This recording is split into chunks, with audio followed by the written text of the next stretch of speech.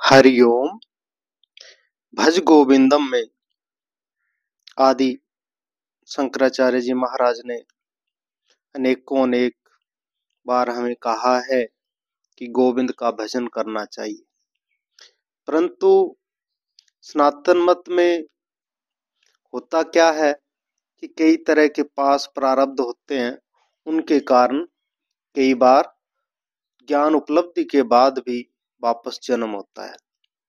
तो एक छोटी सी पहले कथा लेते हैं कि एक दिन राज ऋषि राजा भरत जो थे, जब सन्यासी हो गए, उस समय की वार्ता है कि नदी के किनारे बैठे थे, संध्या काल में जाप सिमरन कर रहे थे। तो उन्होंने देखा कि सामने एक हिरनी जो है वो आके पानी पी रही थी। उसी समय कहीं से शेर की गर्जना हुई, शेर की आवाज आई। तो वो हिरनी जो थी वो डर के नदी में कूद पड़ी और तेज धार थी, वो गर्भणी थी। घबराहट से कह लो, उसके गिरने से कह लो। तो वो जब ऊपर चढ़ने लगी दूसरे किनारे पे, तो वहां लड़खड़ाकर गिर पड़ी और उसका प्रसव हो गया। भाव उसने बच्चे गर्भ गिर गया, हिरण के बच्चे ने बच्चे को जन्म दिया और वो वहीं पर मर गई। वो बच्चा पानी में बहने लगा तो भरत जी को दया आ गई। उन्होंने दौड़कर उसको पानी से बाहर निकाला। तो छोटा सा प्यारा सा हिरण का बच्चा था, ठिठुर रहा था। तो उन्होंने उसको अपने चीर से उसके अंग पोंछे उसे आश्रम में ले आए। वह उसका लालन पालन करने लगे।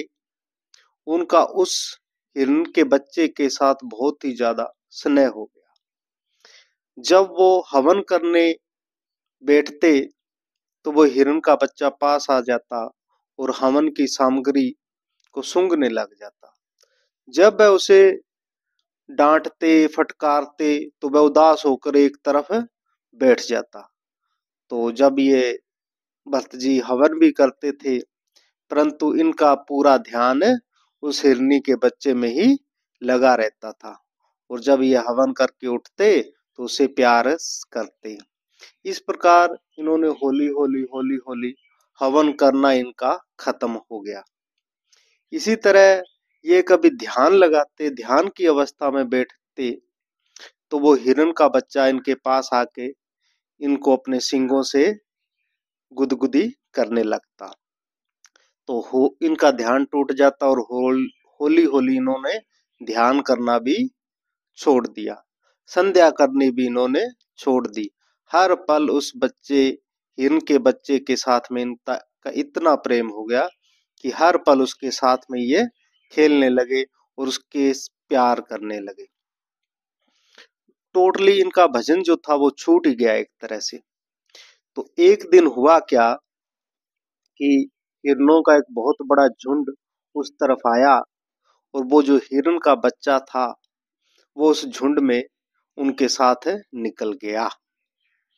तो भरत जी को उस बात का बहुत दुख हुआ। ये हर तरफ उस हिरण के बच्चे के वियोग में तड़फने लगे। कथा आती है कि ये चंद्रमा से पूछने लगे, पेड़ पौधों से पूछने लगे कि कहीं तुमने मेरे उस मृग शावक को देखा है। तो इनका टोटली ध्यान जो था उस हिरण के बच्चे में लग गया। और मौत मौत अटल है, पर परंतु पता नहीं है कब आएगी, किस समय आएगी। और इसी के वियोग में इनको मौत आ गई। और शास्त्रों में प्रमाणित है कि अंत काल में जैसी मति होती है वैसे ही उस जीव की गति होती है। तो राजऋषि भरत जी अंत काल में उस हिरण के बच्चे का मृग का ध्यान करते करते मृत्यु को प्राप्त हुए। इसलिए ये दूसरे जन्म में हिरण की योनि से जन्म लिया। हिरनी का बच्चे ही ये अगले जन्म में बने। किंतु इन्होंने भगवान की अर्चना पूजा की थी, यह पूर्ण ज्ञान को उपलब्धि पहले पा चुके थे, इसलिए इनकी साधना जो थी निष्फल नहीं गई। दूसरे जन्म में भी इनको अपने पूर्व जन्म का जो था स्मरण रहा, याद रहा, और उन्होंने सोचा कि एक जन्म तो व्यर्थ चला ही गया है, अब ये दूसरा जन्म चाहे हिरण का ही मिल गया है, इसको मैं व्यर्थ नहीं जाने दूंगा। और ये हिरण के रूप में ही जो नदी के किनारे खड़े रहकर या नदी के अंदर घुटनों तक पानी में खड़े रह के तपस्या एक तरह की करने लगे। और फिर इनका वो जन्म भी छूट गया। फिर इनका तीसरा जन्म हुआ राजा भरत का। राजा भरत फिर हिरण के बच्चे के रूप में जन्म हुआ, और तीसरा जन्म इनका जो था वो एक ब्राह्मण के घर में हुआ था।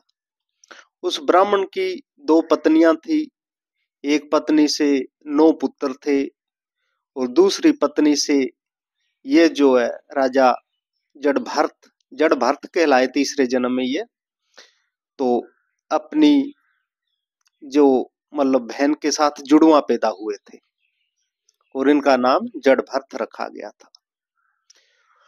तो जब पिता ने इनको पढ़ाना आरंभ किया, कोशिश की, तो पिता ने बहुत कोशिश की, पर ये तो पढ़े पढ़ाए थे, इनको ज्ञान था, इन्होंने कुछ भी पढ़ा नहीं, ये पढ़ते ही नहीं थे।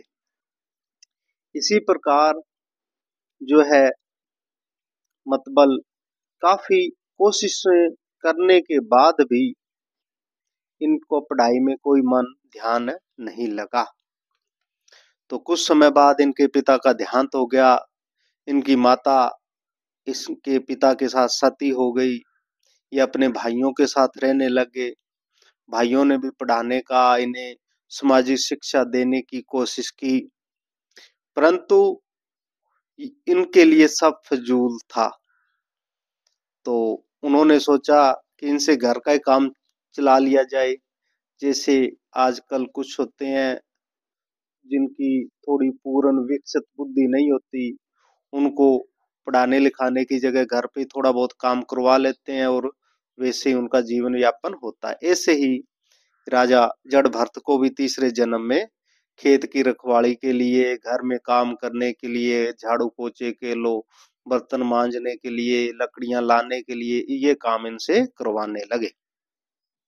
तो इनको खेत की रखवाली के लिए बिठा दिया, भी खेत की रखवाली करनी है, चिड़ियों को उड़ाना है। तो इनका तो काम ही उल्टा था।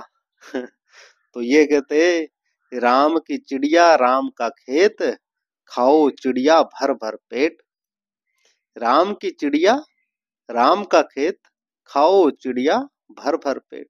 ये तो चिड़ियों को बुला बुला के खिलाने लगे। जब भाइयों को यह पता लगा, उन्होंने इन्हें मारा कूटा भी, परंतु इनका क्या करे कोई।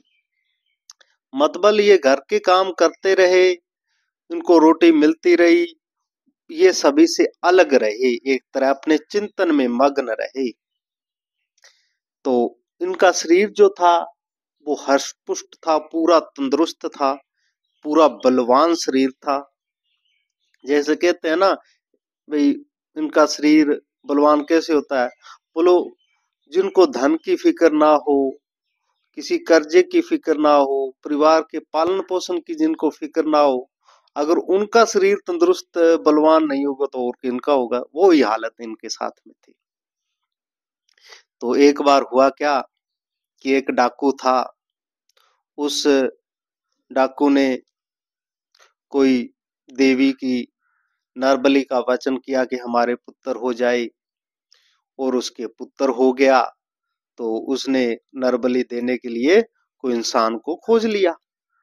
तो वो मौके पे इंसान जिसको पकड़ा था, जिसकी बलि देनी थी, वो मौके पर कहीं ना कहीं भाग गया किसी तरीके से।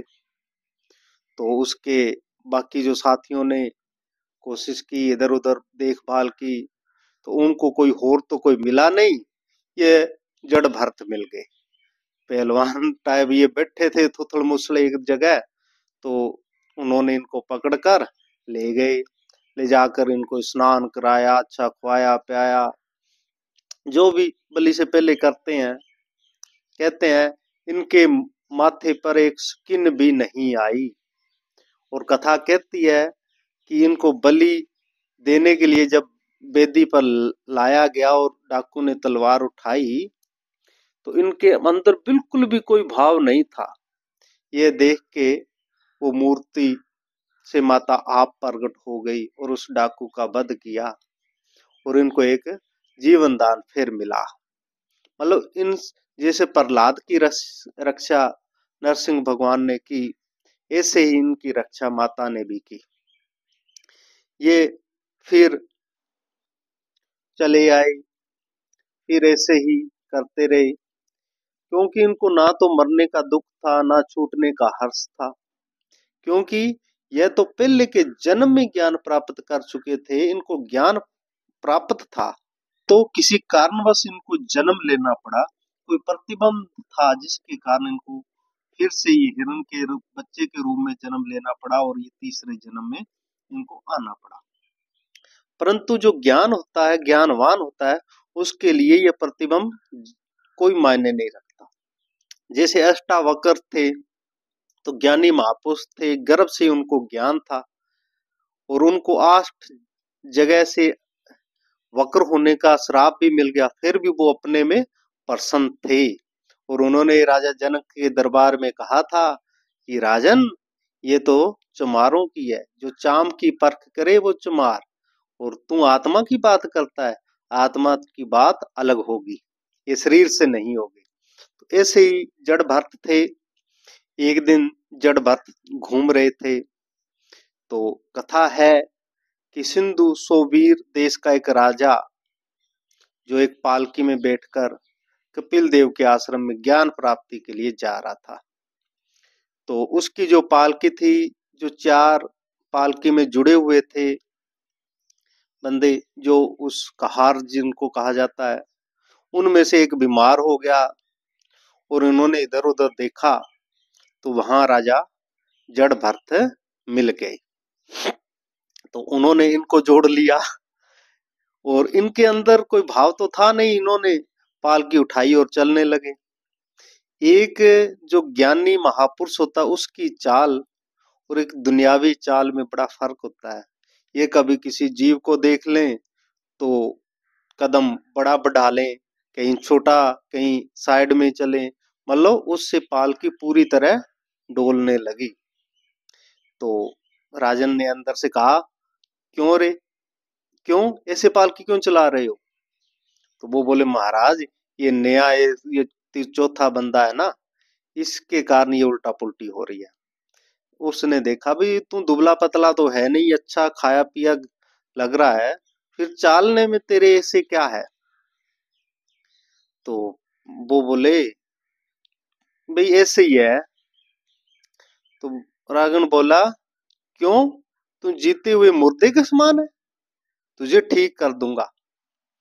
तो अपने राज दम में बोला, भाई तुझे ठीक करना पड़ेगा लगता है। तो ये बोले, राजा जड़ भरत बोले, राजन किसको ठीक करोगे? यह तो सथुल शरीर है, ये कृष्ण है, इसको आप ठीक कर सकते हो। यह शरीर जो है वो मैं नहीं हूं, मैं तो शरीर से अलग हूं। तो राहु राजा बोला, अच्छा तो तुम कौन हो? पालकी से नीचे उतर आया और कहा कि मैं भगवान शंकर के त्रिशूल से नहीं डरता, देवता के वज्र से नहीं डरता, यम के पास से नहीं डरता, परंतु मैं डरता हूं कि किसी भेष में को पूर्ण संत ना मिल जाए और उसका अनादर ना कर बैठूं। इसलिए मैं आपसे हाथ जोड़ के विनती करता हूं कि आप अपना रहस्य बतलाइए, भी आप हो कौन? तो ये कुछ नहीं बोले। और अगर महात्मा लोग अपना परिचय भी देना चाहे तो क्या देंगे, क्योंकि उन्होंने जो चीज वस्तु पाई है वो तो शब्दातीत है। गूंगे केरी साकरा है, वो तो उसका अनुभव किया जा सकता है, कुछ बताया नहीं जा सकता। तो इन्होंने अपना सारा भेद उसके बताया कि यह जो आत्मा है तपस्या से नहीं प्राप्त है, ना यज्ञ से, ना घर छोड़ देने से, ना छंद से, ना सूर्य उपासना से यह आत्मा प्राप्त होती है। यह तो महापुरुषों और तत्वदर्शियों के चरण कमलों के रस के अभिषेक से ही प्राप्त होती है। तो ये बोले राजा से, हे राजन, क्या तुमने राजा भरत का नाम सुना है? तो राजा बोला, भी महाराज, वो तो हमारे सबके सम्राट थे और उनका जितना विशाल राज्य आज तक ना किसी का हुआ है, ना ही कभी होगा। और हम तो उनको प्रतिवर्ष भेंट देने के लिए लाइन में खड़े रहते थे। तो ये हंस के बोले कि वो पता है कौन है, क्यों ये खुद ही थे। तो इन्होंने अपना सारा उसको भेद दिया। ये बहुत इनके और राजा के बीच में जो वार्ता है वो काफी लंबी वार्ता है और उसको संपूर्ण ज्ञान का रहस्य इन्होंने दिया। अगर एक राज ऋषि अपने को अपना परिचय भी देने चाहे तो क्या देगा? जैसे कोई गुरुवर किसी के अपने शिष्य के घर पे रात को गया, तो उसने दरवाजा नॉक किया, तो अंदर से शिष्य बोला कि कौन है? तो वो क्या बोले?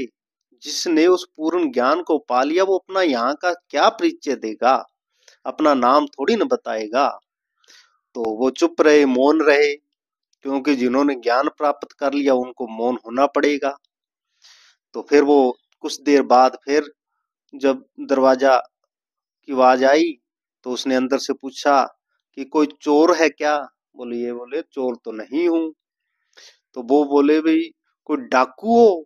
बोले नहीं। जो भी कुछ बोलते ये उसका मतलब रिजेक्ट करते देते। आखिर में जब उसने हार के दरवाजा खोला तो सामने देखता है कि गुरु है।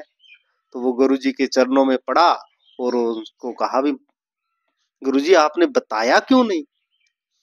वो बोले, मैं बताता था क्या, तू पूछता है मैं कौन हूं? तो जो मैं हूं, जो मैंने अनुभव कर लिया, मैं वो बोल नहीं सकता, इसलिए ये भाई गलती हो गई। तो ये जो स्थूल शरीर है इसका कुछ भी नाम रखा जा सकता है, इसका कुछ भी कहा जा सकता है, पर जो आत्मिक उपलब्धि जो है वो किसी भी शब्द में नहीं आ सकती। इसलिए शब्दों के ऊपर शब्दातीत की तरफ जाने को ही राजा को ज्ञान दिया। और इसका एक ही उदाहरण है कि भज गोविंदम, भज गोविंदम। अगर हमने गोविंद का भजन किया तो हम उस परम अवस्था को पा जाएंगे। हरि ओम।